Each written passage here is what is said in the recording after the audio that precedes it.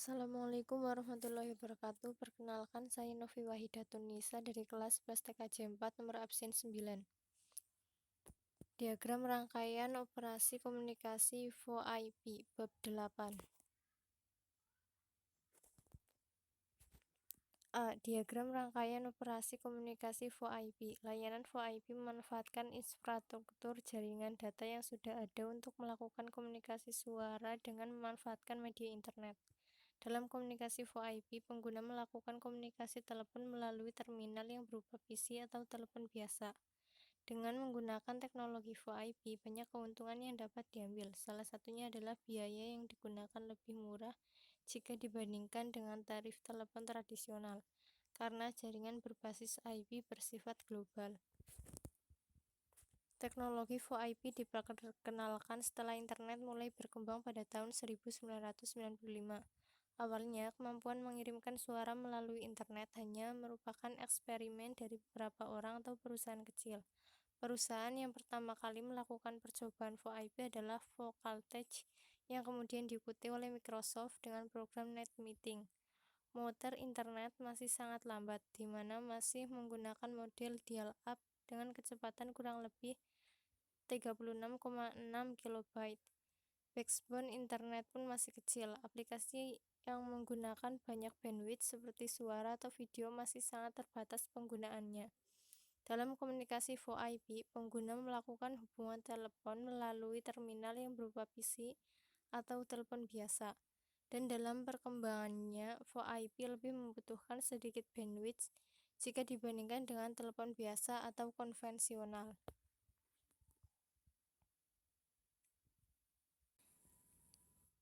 B. Arsitektur VoIP. Semenjak keberhasilan transfer informasi real-time melakukan jaringan IP, VoIP dan kualitas yang cukup memadai, mulai timbul kecenderungan transfer informasi voice secara besar-besaran melalui jaringan paket atau IP, dan juga informasi-informasi lainnya, video, messenger, dan lain-lain. Jaringan VoIP terus berkembang ditandai dengan semakin banyaknya dibuat gateway VoIP sebagai interface antara jaringan telekomunikasi berbasis TDM dan protokol SS7 ke jaringan data berbasis paket dan protokol IP. 1. VoIP System. Panggilan VoIP dapat dilakukan antara komputer to komputer, komputer to phone, dan phone to komputer serta phone to phone. Dalam panggilan komputer to komputer, sebagai contoh, setelah jalur media ditetapkan, sinyal analog diambil pada 8 kHz atau frekuensi lain tergantung pada kodek.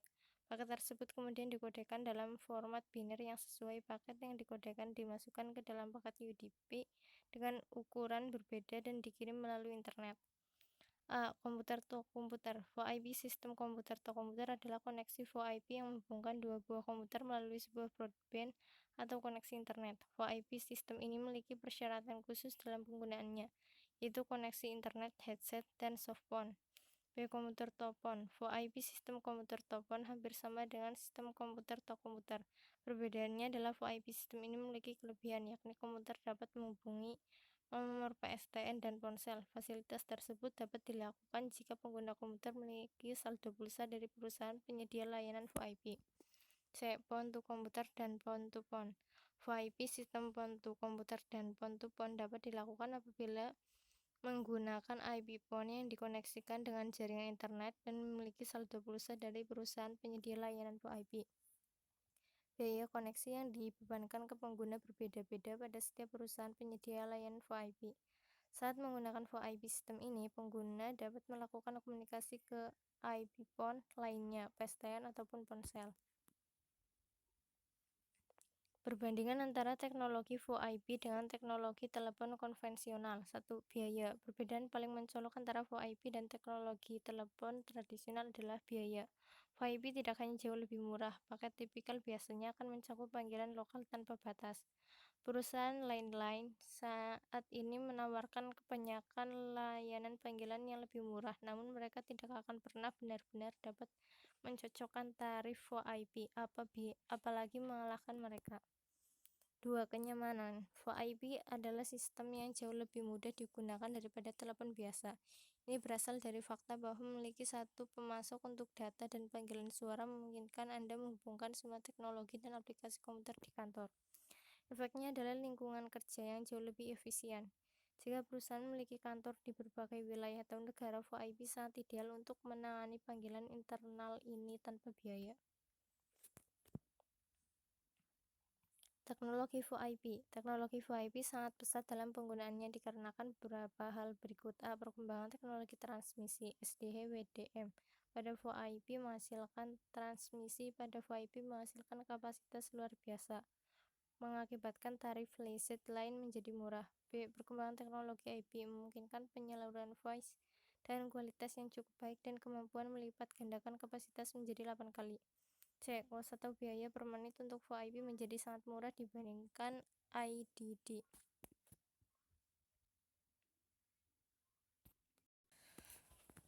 1. VoIP protokol struktur. Internet protokol hanya berurusan dengan koneksi pengiriman paket yang didasarkan pada upaya layanan terbaik.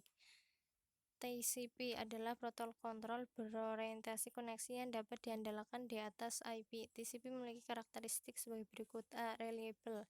Setiap transmisi data diketahui oleh penerima dan transmisi ulang diperlukan untuk memastikan penerimaan paket dalam kasus hilangnya paket atau kesalahan dalam paket. B. Connection oriented. Connection virtual dibuat sebelum data pengguna ditransfer. C. Full duplex. Transmisi dapat dilakukan di kedua arah. D. Rate adjustment.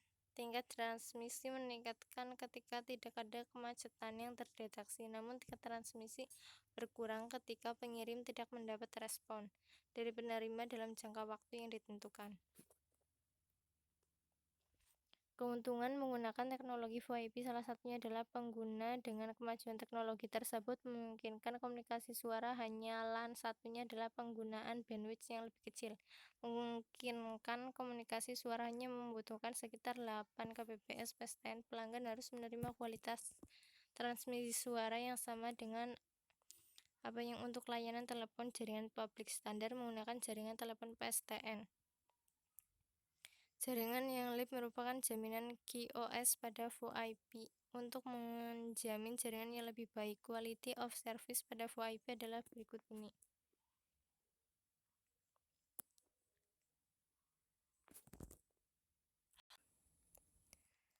Satu, delay. Delay adalah waktu yang diperlukan pada VoIP untuk melakukan perjalanan antara dua karena kecepatan tautan jaringan dan kekuatan pemrosesan perangkat perantara. Beberapa penundaan diharapkan terjadi, namun sebaliknya melakukan upaya untuk meminimalkan penundaan ini. 2. Jitter. Jitter adalah variasi delay. Meskipun penundaan dapat menyebabkan permulaan dan penghentian percakapan yang tidak wajar, penundaan dengan panjang variabel dapat menyebabkan percakapan menjadi putus atau mengalami gangguan. 3. Serialization. Serialisasi adalah istilah yang menggambarkan apa yang terjadi ketika router mencoba mengirim paket suara dan data melalui antarmuka. Secara umum, paket suara sangat kecil dan paket data bisa sangat besar. Pada tautan yang relatif lambat, koneksi WAN, paket data dapat membutuhkan waktu lama untuk dikirim ke kabel. Prinsip kerja VoIP. Prinsip kerja teknologi komunikasi VoIP adalah melakukan komunikasi suara dengan memanfaatkan Internet Protocol atau IP. VoIP adalah protokol jaringan layer 3 yang menggunakan berbagai layer 2 point-to-point atau link layer protokol seperti PPP, frame relay, atau ATM untuk transportasi datanya. Pengolah sinyal digital atau DSP pada VoIP menyegmentasikan sinyal suara ke dalam frame dan menyimpannya ke dalam paket suara. Paket-paket suara ini diangkut melalui IP sesuai dengan protokol komunikasi suara atau standar seperti H323, MGCP, atau SIP. Antara protokol pada VoIP dengan model layer OSI, keduanya menunjukkan adanya hubungan. SIP atau Session Intention Protocol. SIP adalah protokol pensinyalan pada layar aplikasi yang berfungsi untuk menetapkan, memodifikasi, dan mengakhiri sesi multimedia yang melibatkan satu atau lebih pengguna. Sedangkan sesi multimedia adalah pertukaran data antar pengguna yang dapat berupa suara, video, dan teks. 323. VoIP dapat berkomunikasi dengan sistem lain yang beroperasi pada jaringan paket switch.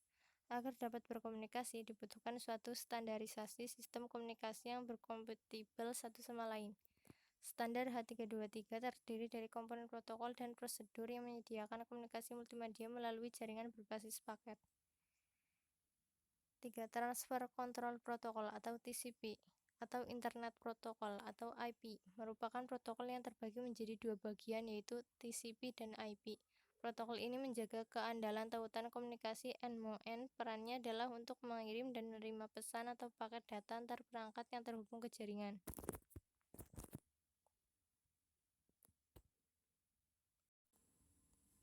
Contoh VoIP, ada banyak sekali di masa modern ini teknologi yang menggunakan VoIP sebagai salah satu fitur mereka. Pengguna VoIP banyak kita temukan pada media sosial yang berupa aplikasi yang dapat kita unduh dari perangkat smartphone kita. Berikut adalah beberapa aplikasi media sosial yang menggunakan VoIP. Skype. Skype merupakan aplikasi komunikasi yang berbasis VoIP ditujukan untuk melakukan komunikasi antar sesama pengguna Skype. Skype dapat bertemu dengan teman online lainnya ketika sedang online. Skype diberikan fitur-fitur yang memudahkan penggunanya agar dapat saling terhubung. Pengguna Skype Out dan Skype In merupakan kita untuk berkomunikasi dengan telepon konvensional dan telepon seluler. 2. WhatsApp. WhatsApp merupakan alat komunikasi yang dapat menghubungkan kita melalui panggilan suara maupun panggilan video dan pesan berupa teks. Aplikasi media sosial yang berlogo hijau ini memberikan kemudahan kepada banyak penggunanya untuk berkomunikasi dan dilengkapi dengan stiker-stiker yang menarik. Penelpon dapat saling terhubung dan penerima akan dapat mengetahui siapa yang menghubunginya dengan nama melalui nomor yang telah tersimpan pada perangkat penerima. Jika penerima telepon tidak menyimpan nomor, maka yang muncul hanyalah foto profil pada akun dan juga nomor telepon pemanggil.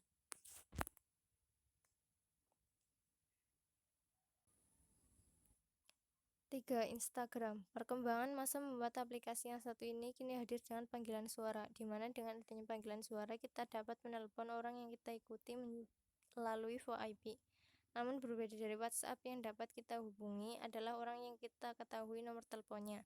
Dari Instagram ini bebas menghubungi siapa saja tanpa kita harus mengetahui nomor telepon dari si pemilik akun tersebut.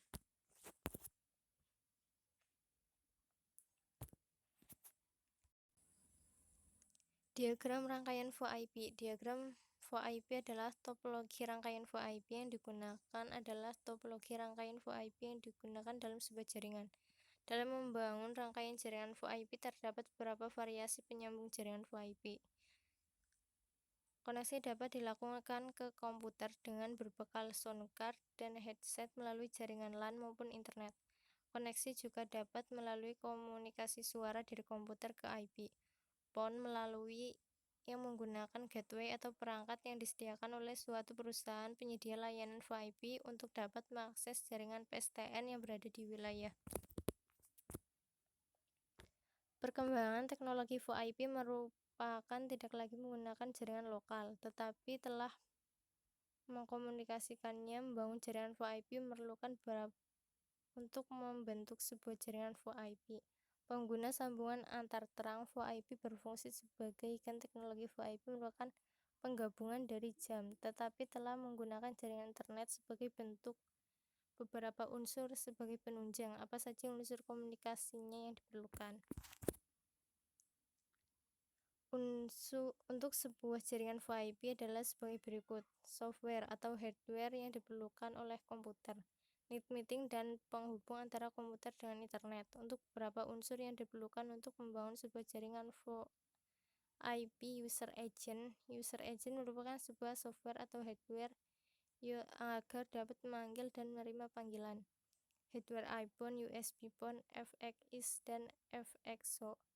Proxy digunakan sebagai jembatan penghubung antara. Mengoperasikan proxy dibutuhkan sebuah soft switch.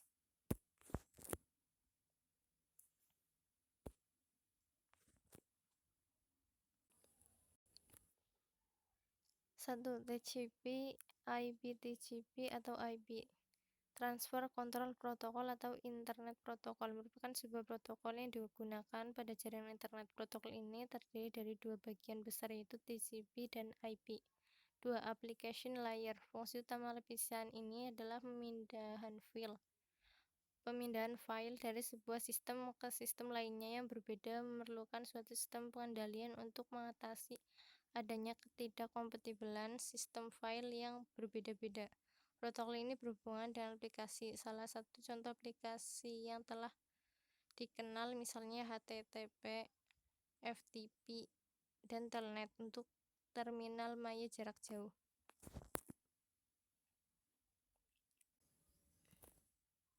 3. TCP Transmission Control Protocol. Dalam transmisikan data pada layar transport, ada dua protokol yang berperan yaitu TCP dan UDP. TCP merupakan protokol connection oriented yang artinya menjaga reliabilitas hubungan komunikasi end-to-end. Konsep dasar cara kerja TCP adalah mengirim dan menerima segmen-segmen informasi dengan sepanjang data bervariasi pada suatu datagram internet. TCP menjamin reliabilitas hubungan komunikasi karena melakukan perbaikan terhadap data yang rusak, hilang atau kesalahan kirim. Hal ini dilakukan dengan memberikan nomor urut pada setiap yang dikirimkan dan membutuhkan sinyal jawaban positif dari penerima berupa sinyal ACK. Jika sinyal ACK ini tidak diterima pada interval pada waktu tertentu, maka data akan dikirimkan kembali. Pada sisi penerima, nomor urut tadi berguna untuk mencegah kesalahan urutan data dan duplikasi data.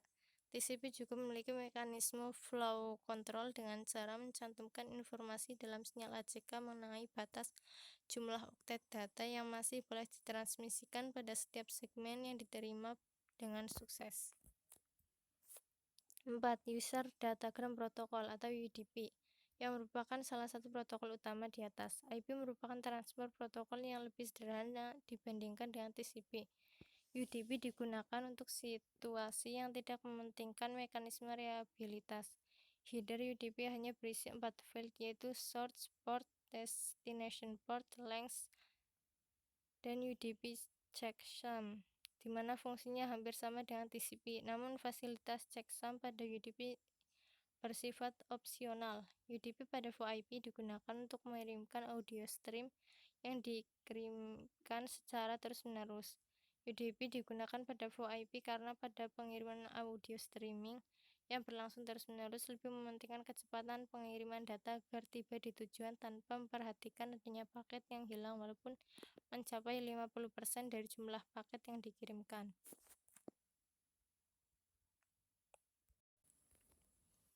5. H323 H323 adalah salah satu dari rekomendasi ITU International Telecommunication Union. Telecommunication H323 merupakan standar yang menentukan komponen protokol dan prosedur yang menyediakan layanan komunikasi multimedia. Layanan tersebut adalah komunikasi audio, video, dan data real-time melalui jaringan berbasis paket-paket based network beratas Tarom. H323 berjalan pada jaringan intranet dan jaringan paket switched tanpa mengatur media jaringan yang digunakan sebagai sarana transportasi maupun protokol network layer. Standar H323 mengatur hal-hal sebagai berikut. A. Video codec. Video codec bertugas mengkodekan data dari sumber video untuk dikirimkan dan mendekodekan sinyal kode yang diterima untuk ditampilkan di layar penerima.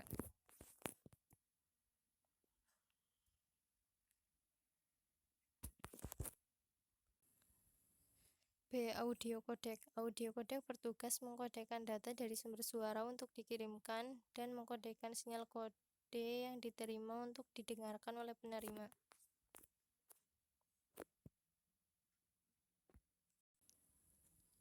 C. Data channel mendukung aplikasi-aplikasi seperti Electronic Whiteboard dan kolaborasi aplikasi. Standar untuk aplikasi-aplikasi seperti ini adalah standar T120.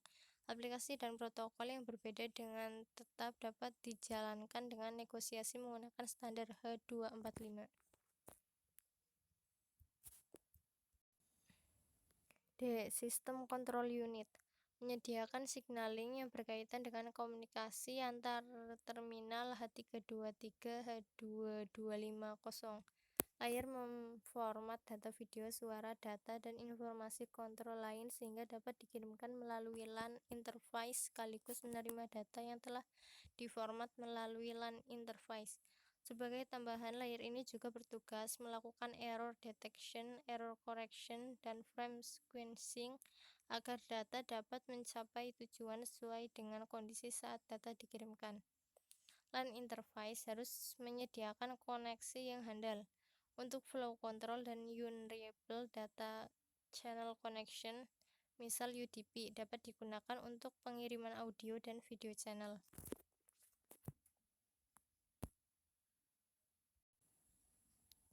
6. SIP Session Initiation Protocol. IP adalah singkatan dari Session Initiation Protocol, merupakan protokol pensinyalan pada layar aplikasi yang berfungsi untuk membangun, memodifikasi, dan mengakhiri suatu sesi multimedia yang dilibatkan satu user atau lebih. Sesi ini adalah pertukaran data antar user yang meliputi suara, video, dan teks. Misalnya dengan RTP Real Time Transport Protocol untuk transfer data secara real time, dengan SDP Session Decryption Protocol untuk mendeskripsikan sesi multimedia, dengan MegaCo Media Gateway Control Protocol untuk komunikasi dengan PSTN Public Switch Telephone Network. Dengan demikian, fungsi dan operasi dasar SIP tidak tergantung pada protokol-protokol tersebut. SIP juga tidak tergantung pada protokol layar transport yang digunakan. Sekian, terima kasih. Wassalamualaikum warahmatullahi wabarakatuh.